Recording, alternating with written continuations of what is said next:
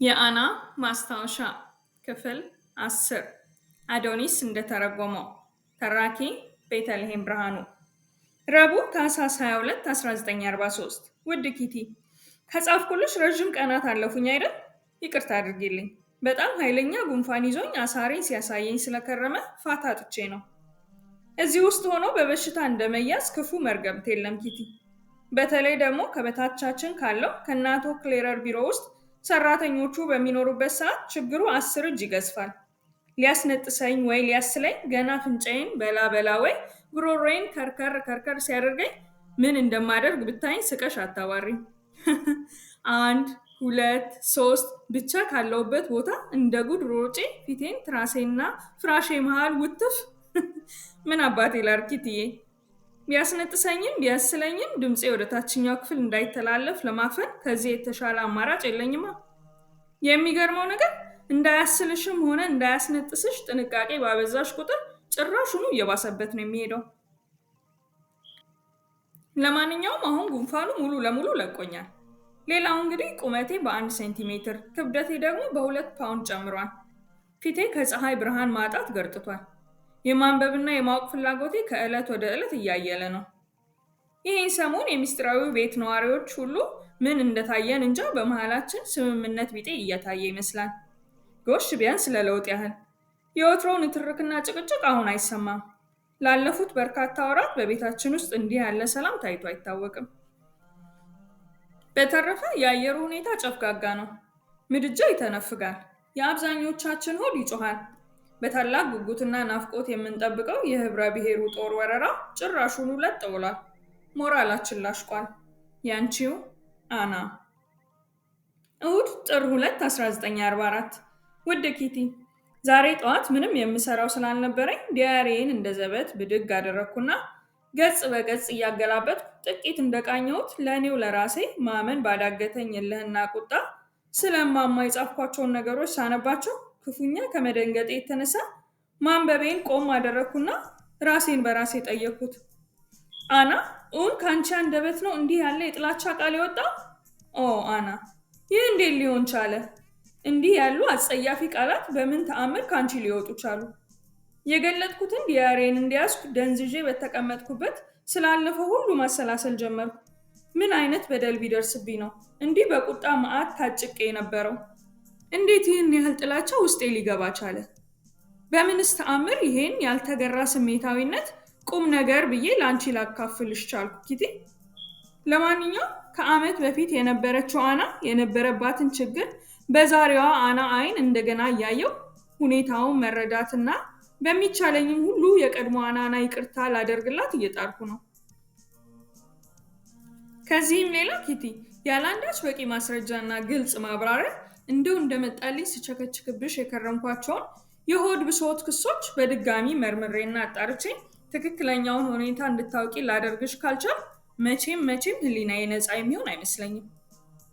ስማቅቅበት የቆየሁትና አሁንም እየማቀቅኩበት ያለሁት ዋነኛ ችግሩ ምን መሰለሽ ኪቲ? ነገሮችን ሁሉ ከራሴ አንጻር ብቻ እየተመለከትኩና ከሌላኛው ሰው አንጻር መመልከት አይቻለኝ ዘንድ ክፉኛ በተጨፈኑ አይኖቼና በአንድ ወገን በደደረ ህሊናዬ የተዛባ ፍርድ እየሰጠው ተበዳይነቴን ብቻ ማንጎራጎሬና በዳይነቴን መቼም አስቤው አለማወቄ ነው። በእኔና በማማ መሃል እንደ ሽብልቅ ተሰንቅሮ እየፈለቀቀንና እያራራቀን ያለውም ይኸው ችግሬ እንጂ ሌላ ምንም እንዳልሆነ አሁን ገና ነው እየተገለጸልኝ የመጣው። የራሴን ብቻ እያየው የእሷን ሳላይላት መረን በወጣ ግልፍተኛ ስሜትና ልጓም በሌለው አንደበቴ እየነቆሩ ሰላምና ደስታ እንዲርቃት ያደረኩት እኔው ራሴ ነኝ። ኤሊ ይመስል በራሴ በገዛ ቀፎዬ ውስጥ ደብቄ ለማንም ግድ ሳይሰጠኝ ራሴን ብቻ ሹሩሩ እያልኩ የምኖር ጉዲት መሆኔ ሳያንሰኝ ከአንዱ ጥግ ጸጥ ብዬ እቀመጥና ደስታዬን፣ ሐዘኔን፣ ጭንቀቴን፣ ጥላቻዬን ሁሉ አንቺ ላይ ቸከችካለሁ። እርግጥ ነው አንቺ ውድ ዲያሪ ላይ የጻፍኳቸው ነገሮች ምንም ይሁኑ ምን ዲያሪ ሊኖረው መቻሉ በራሱ የሚሰጠኝ ደስታና ኩራት በቃላት ሊገለጽ የሚችል አይደለም። ያሳለፍኳትን እያንዳንዷን ቀንና በዕለቱ የነበርኩበትን ጥሩም ሆነ መጥፎ ስሜት እንደገና እየመለሰ እንደ መስታወት ቁልጭ አድርጎ የሚያሳየኝ ዲያሪ ከምንም በላይ የምኮራበት ትልቁ ሀብቴ ነው። ይህ እንዳለ ሆኖ ግን አሁን እየገለባበጥኩ ሳየው ከጻፍኳቸው ምሬቶች አብዛኞቹ ላይ ይህ አሁን ያለፈና የተፈታ ችግር ነው የሚል የማስታወሻ ምልክት ለመጻፍ የሚያስችለኝ በቂ ምክንያት አለኝ። እማማ ላይ አራስ ነብር ሆኜባት ነው የኖርኩት። አሁንም አልፎ አልፎ የሚሆንባት ጊዜ አለ። እርግጥ ነው እማማ እኔን ፈጽሞ ተረድታኝ አታውቅም። ግን እኔም በደንብ ተረድቻት አውቃለሁ ለማለት አልደፍርም። አሁን አንድ በእርግጠኝነት ልለው የምችለው ነገር አለ። እማማ እጅግ በጣም ትወደኛለች፣ በጣምም ትሳሳልኛለች። ይህ እንዳለ ሆኖ በእኔ የተነሳ ብዙ አላስፈላጊ ጸቦችና ንትርኮች ውስጥ ስትገባና ስትወጣ እንደኖረችም አውቃለሁ። በዚህ ላይ ያለንበት አጠቃላይ ሁኔታ በችግር የተሞላ መሆኑ የሚጭንባት ጭንቀትና ብስጭት ሲጨመርበት እኔ ላይ በየጊዜው ማንቧረቋ ፈጽሞ ሊገርመኝና ልፈርድባት የማይገባ መሆኑን መገንዘብ ነበረብኝ።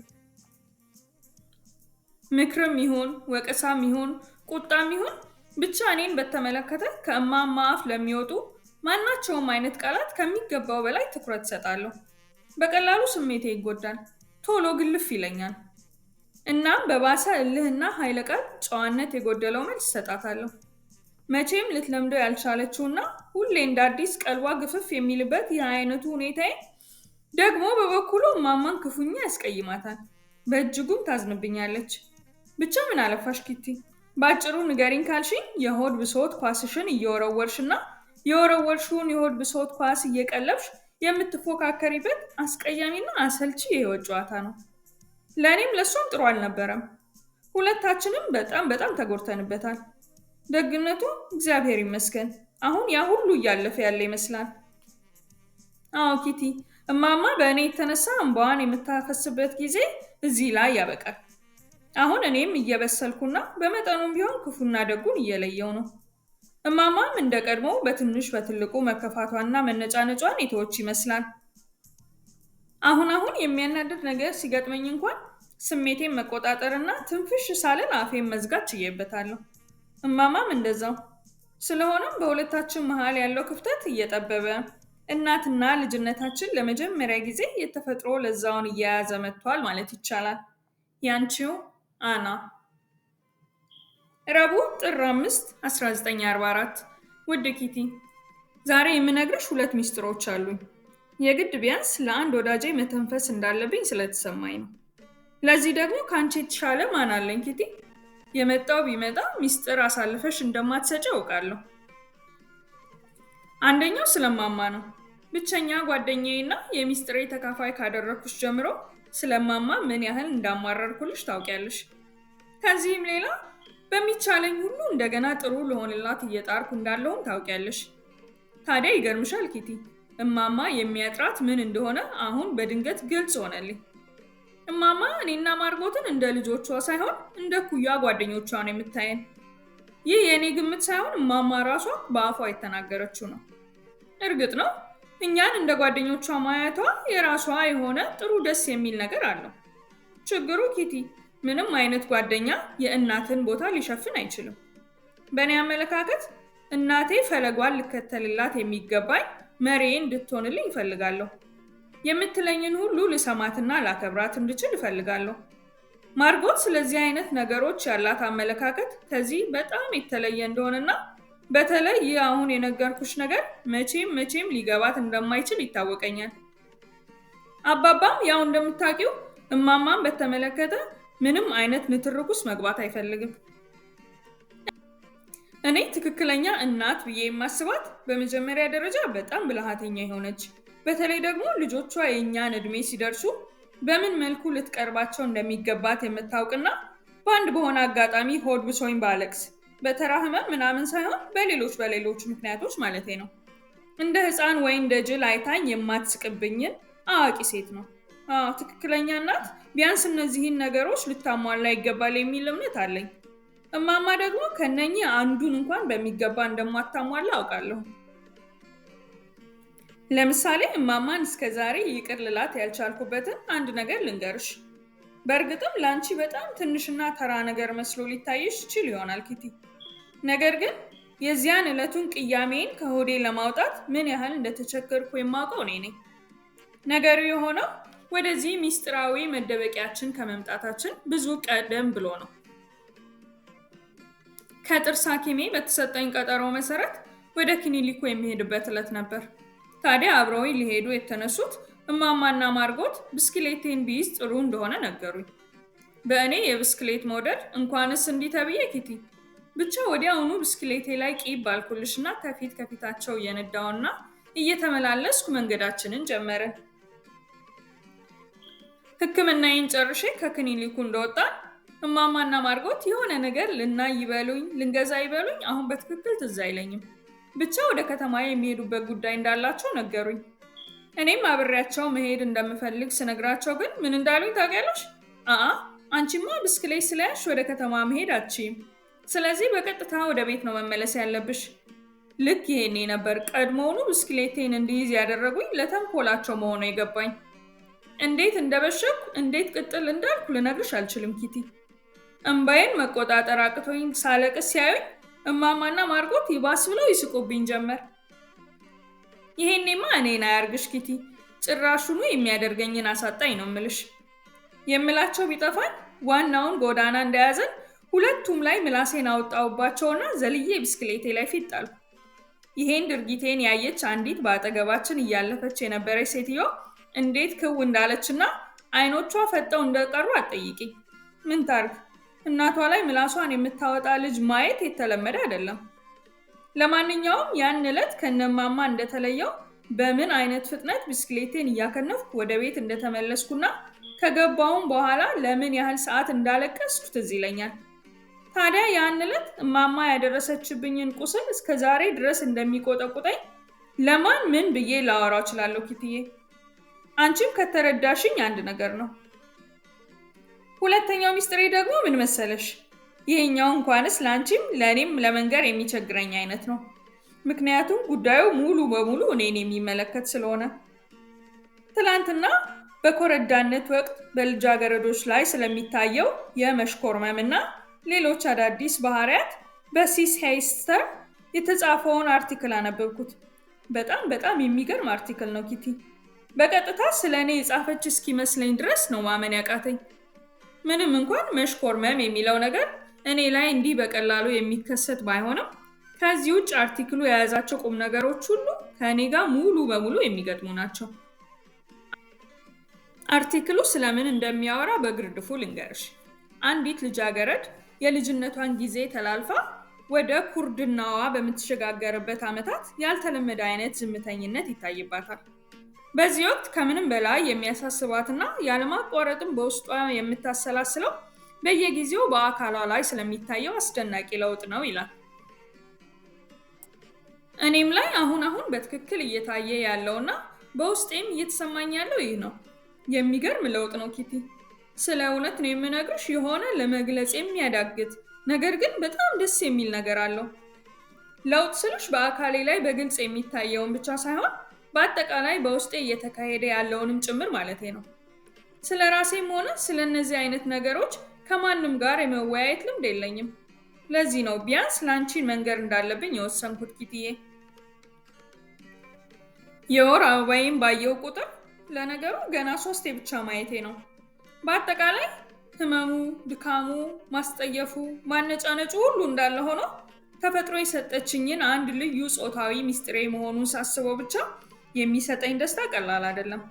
የወር አበባዬ መጥቶ እስኪሄድ ድረስ ሲያስቸግረኝ ውሎ ሲያስቸግረኝ ከማደር ሌላ ምንም ሲያደርግልኝ ያየሁት ነገር ባይኖርም ወሩ ደርሶ ይህን የተፈጥሮ ሚስጥሬን እንደገና የማይበት ጊዜ እንዴት እንደሚናፍቀኝ አትጠይቂኝ ኪቲ። ከዚህ ሌላ ሲስ ሄይስተር በዚህ አርቲክሏ ላይ በዚህ የዕድሜ ክልል የሚገኙ ልጃገረዶች ኮረዶች ስለ ራሳቸው ምንም አይነት እርግጠኝነት አይሰማቸውም። ምክንያቱም እነሱም እንደ ማንኛውም ሰው የራሳቸው የሆነ አመለካከት፣ የራሳቸው የሆነ ባህሪ፣ የራሳቸው የሆነ ልማድና አመል እንዳላቸው ገና ለመጀመሪያ ጊዜ የሚገነዘቡበት ወቅት ስለሆነ ነው ትላለች። ይገርምሻል ኪቲ፣ ሲስ ሄይስተር ያለችው ይህ ነገር እኔ ላይ ግን በአብዛኞቹ ልጃገረዶች ላይ ከሚከሰትበት ጊዜ ቀደም ብሎ ነበር የተከሰተው። ወደዚህ የመደበቂያ ቤታችን በመጣን በአመቱ ገደማ ማለትም ልክ 14 ዓመት እንደሞላኝ ነበር ከእንግዲህ እኔ ሙሉ ሰው ነኝ የሚለው ስሜት ለመጀመሪያ ጊዜ ያደረብኝና ራሴን እንደ ትልቅ ሰው መቁጠር የጀመርኩት። አንዳንድ ጊዜ የመኝታ ሰዓት ደርሶ አልጋዬ ውስጥ ገብቼ ጋደም ካልኩ በኋላ በእጆቼ ጡቶቼን የመደባበስና የልቤን የትርታ ስልት የማዳመጥ ከፍተኛ ፍላጎት ያድርብኛል። ኦ ፍላጎት ቢሉሽ ፍላጎት እንዳይመስልሽ ኪቲ፣ ጨርሶ ከቁጥጥር ውጭ የሆነ ፍላጎት። ያንቺው አና። ሐሙስ ጥር 6 1944። ውድ ኪቲ፣ የሆዴን የማዋየው አንድ ሰው ቢኖረኝ የሚለው የዘወትር ምኞቴ ከጊዜ ወደ ጊዜ እያደገና እየከረረ በመምጣት ከምኞትነት አልፎ የግድ መሆን ያለበት ነገር መሆኑ እየተሰማኝ ስለመጣ ለጥቂት ቀናት ካወጣሁና ካወረድኩ በኋላ ከፒተር ጋር ቅርርብ መፍጠሩ አማራጭ እንደሌለው ተረዳሁ። እናም አልፎ አልፎ በተለይ ቀን ቀን ወደ ፒተር ክፍል እየሄድኩ የተወሰኑ ጊዜያት ከሱ ጋር ማሳለፍ ጀመርኩ። ታዲያ ይህን ባደረግኩ ጊዜ ሁሉ እንዴት ቅልል ብሎኝ እንደምውልና እንደማመሽ ሳስበው እስከ ዛሬ ራሴን መበደሌ እንዴት ይቆጨኛል መሰለሽ ኪትዬ። ነገር ግን ፒተር ከሚገባው በላይ ይሉኝታ የሚያጠቃውና በማይመቸው ሰው ላይ እንኳን በሩን ለመዝጋት ድፍረት የሌለው ልጅ መሆኑን ስለማውቅ ክፍሉ ውስጥ ገብቼ ብዙ የመቆየቱ ድፍረት እስካሁን አልመጣልኝም። ምክንያቱም እየሰለቸውት ከሆነስ ብዬ እፈራለሁ። ክፍሉ ውስጥ ቆይቼ ላወራው የምችልበትን ሰበብ ለማግኘት በየጊዜው አስብ ነበር። ማንኛውንም አይነት ሰበብ በቀላሉ ማግኘት አቅቶኝ አይደለም፣ ዓላማዬን የሚያስነቃብኝ አይነት እንዳይሆን ብዬ እንጂ። ታዲያንስ ስጠብቀው የነበረው ዕድል ትላንትና አገኘሁት እልሻለሁ። ፒተር የሰንጠረዥ ጥያቄዎችን የመሙላት ኃይለኛ አባዜ ያለበት፣ በተለይ ይህን ሰሞን እሱ ላይ ተለጥፎ ስለሚውል ሌላ ነገር ሲሰራ አይታይም።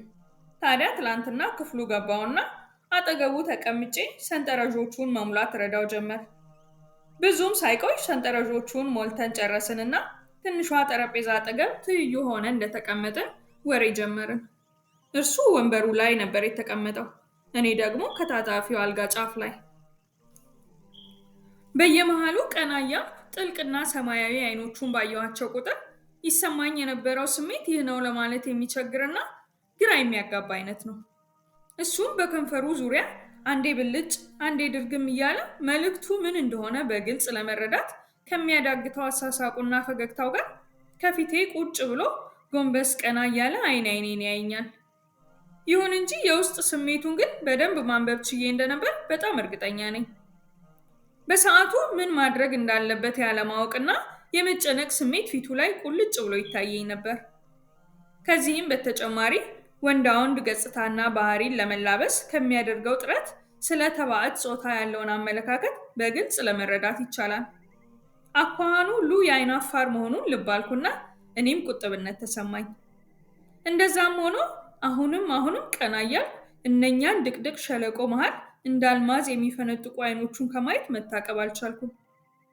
እዚያው በዚያው ላፈርጥለት የዳዳኝን የልቤን የውስጥ ስሜት ባፌ ያልበለው እንጂ በሚቁለጨለጩ አይኖቼና በሰራ አካላቴ ላይ ይታይ በነበረው ያልተለመደ ሁኔታ ሳልገልጸው የቀረው አይመስለኝም። እንጂ ኪትዬ እንደ ሁኔታዬማ አፍ አውጥቼ እባክህ ፒተር፣ እባክህ ልብ ውስጥ እየተብላላ ያለው ምን እንደሆነ ንገረኝ። አሁን እያወራን ካለነው አርቲ ቡርቲ ባሻገር ምንም የሚታይህ ነገር የለም? እስኪ በፈጠረ የወድህን ንገረኝ ልለው ምንም አልቀረኝም ነበር። ያም ሆነ ይህ ምንም አዲስ ነገር ሳይፈጠር ምሽቱ አለፈ። ወጣቶች በጉርብስናና በኩርድና ጊዜያቸው ስለሚያሳዩቸው አዳዲስ ባህሪያት ያነበብኳቸው እያንዳንዳቸውን ነገሮች ለፒተር ከማካፈሌ በቀር ስለ እኔም ሆነ ስለ እሱ ምንም ያወራነው ነገር አልነበረም። ማታ አልጋዬ ውስጥ ገብቼ ጋደም እንዳል ሁሉንም ነገር እንደገና እየመለስኩ ሳስበው የጀመርኩበትን ለመቀጠል ሁኔታ ሁሉ የሚገፋፋ አይደለም። በዚህ ላይ የፒተርን ድጋፍ እስከ መሻት ድረስ መውረዴ አንድ ደስ የማይል ስሜት አሳደረብኝ። ይሁን እንጂ አንድ ሰው ልቡ የተመኘውና የናፈቀውን ነገር ለማግኘት ሲል አሳልፎ የማይሰጠው ምን ነገር አለ ኪቲ? እና እኔም አጉል ጉራ መንፋቴን ተውኩልሽና በየጊዜው ወደ ፒተር ክፍል እየሄድኩ አጠገቡ በመቀመጥ የሆዱን እንዲያወራኝ ለማድረግ በሚቻለኝ ሁሉ ለመጣር በድጋሚ ወሰንኩ። በነገራችን ላይ ኪቲ አደራሽን ከፒተር ፍቅር ይዟት ነው ብለሽ እንዳታስቢ። በጭራሽ እመኝኝ ኪቲ፣ ነገሩ እንደዛ አይደለም። ስለ እውነት ለመናገር የእናቶ ፋንዳል ልጅ ወንድ ልጅ በመሆን ፈንታ ሴት የነበረች ቢሆንም ኖሮ ልክ አሁን ከፒተር ጋር እንዲኖረኝ እየሞከርኩ ያለሁትን ጓደኝነት ከእሷም ጋር እንዲኖረኝ መሞከሬ የማይቀር ነበር። ኪትዬ አሁን እኔን እንደ በረሃ ውሃ እየጠማኝ ያለው የሆዱን የሚያወራኝና የሆዴን የማወራለት የዕድሜ እኩያ ማግኘት ብቻ ነው። ወንድም ይሁን ሴት። ያንቺው አና። ሐሙስ ጥር 6 1944። ውድ ኪቲ፣ ዛሬ ጠዋት ለ1 ሰዓት 5 ጉዳይ ገደማ ከእንቅልፌ እንደነቃው ሳየው የነበረው ህልም ያለምንም መዛባት አንድ ባንድ እንደገና ይታወሰኝ ጀመር። ለወትሮ ሳየው ያደርኩትን ህልም ስነቃ በትክክል ማስታወስ አይሆንልኝም። ቁርጥ ቁርጥ ባለና መላቅጡ በጠፋ መልኩ አንዳንድ ነገሮች ትዝ ከሚሉኝ በቀር። የዛሬው ግን ልዩ ነው ኪቲ። ምንም ህልም የማይመስልና ጥርት ብሎ የሚታወሰኝ ነገር ነው ያየሁት። ምን አየሽ አትይኝም? ያየሁትማ እኔ የሆነ ወንበር ላይ ተቀምጫለሁ። ከፊት ለፊቴ ደግሞ ፒተር ተቀምጧል። ፒተር ስልሽ ይሄኛው ፒተር ማለትም ፒተር ፋንዳን እንዳይመስልሽ፣ የልጅነት ጓደኛዬን ፒተር ዌሰንን ማለቴ ነው። ታዲያለሽ እኔና ፒተር ዌሰን አንድ ላይ ተቀምጠን ሜሪ ቦስ አሳትማ ያወጣችውን የስዕል መጽሐፏን እያየን ነበር። ህልሙ ቁልጭ ያለ ከመሆኑ የተነሳ መጽሐፉ ላይ ከፒተር ጋር ስናያቸው የነበሩ ስዕሎች አሁንም አንድ በአንድ ትዝ ይሉኛል። ይሄ ብቻ እንዳይመስልሽ ኪቲ፣ ህልምየው ቀጠለ። ድንገት የኔና የፒተር አይኖች ተገናኙ። እናም እነኛን ኩልል ያሉ ቡናማ አይኖች ለረጅም ጊዜ ስመለከታቸው ቆየው። ከዚያ በቀስታና ልስልስ ባለ አንደበት ፒተር፣ ኦ አና፣ ይሄን አውቄ ቢሆን እኮ ኖሮ ገና ድሮ እመጣልሽ ነበር አለኝና ወደ እኔ እንደ መቅረብ ሲል የንጥቀት አይነቴን ፊቴን ዘወር አደረግኩ። ምክንያቱም በጊዜ የተሰማኝ እንግዳና እንደ ወላፈን የሚፋጅ ስሜት አቅሜ ከሚችለው በላይ ነበር። ከዛ ብዙም አልቆየ። እንደተነደፈ ጥጥ የሚለሰልስና ገና ከዶሮይቱ አብራክ እንደወጣ ትኩስ እንቁላል የሚሞቅ ጉንጭ ከኔው ጉንጭ ጋር ሲነካካ ተሰማኝ። ኦ ኪቲ፣ እንዴት ደስ የሚል ስሜት መሰለሽ! በጣም በጣም ደስ ይላል። አዎ በጣም ደስ ይላል። ልክ እዚህ ላይ ነበር የነቃሁት። አላሳዝንም ኪትዬ? ልክ ጉንጩና ጉንጬ እንደተነካኩ፣ ልክ ለስላሴውና ሙቀቱን ማጣጣም እንደጀመርኩ፣ ልክ ከዚህ በፊት የማላውቀው እንግዳ ዓለም ውስጥ ልገባ ስል ነበር የነቃሁት። ይገርምሻል ኪቲ፣ ከነቃው በኋላም የፒተር ጉንጭ ሙቀት ጉንጬ ላይ ይሰማኝ ነበር። እንደ አንዳች የሚሰረስሩ ቡናማ አይኖቹ ገላይን ዘልቀው ገብተው ልቤን ሲመረምሩና ምን ያህል ወደው እንደነበረም ሆነ አሁንም ምን ያህል እንደምወደው ሲያውቁብኝ፣ ይቅርታ ሲያውቁልኝ ማለቴ ነው፣ በደንብ ይሰማኝ ነበር። ከየት መጣ ሳልለው እንባ ግጥም አለኝ ኪትዬ። ከዚህ ሁላ ጊዜ በኋላ በተአምር ያገኘሁት ፒተር ብዙም አብሮኝ ሳይቆይ ድንገት እንደ ምትሃት ከፊቴ የለም ሲልብኝ በጣም አዘንኩ። የህልም እንጀራ የሚለው አባባል እንደዚህ ሰዓት ግልጽ ሆኖልኝ አያውቅም። በተቃራኒው ግን አሁንም የልቤ ምርጫ ያው የጥንቱ ፒተር ዌሰል መሆኑን ማረጋገጥ የሰጠኝ ደስታ መጠን አልነበረውም። ያንቺው አና። ክፍል 11 ይቀጥላል። ቻናላችንን ሰብስክራይብ ማድረግዎን አይርሱ።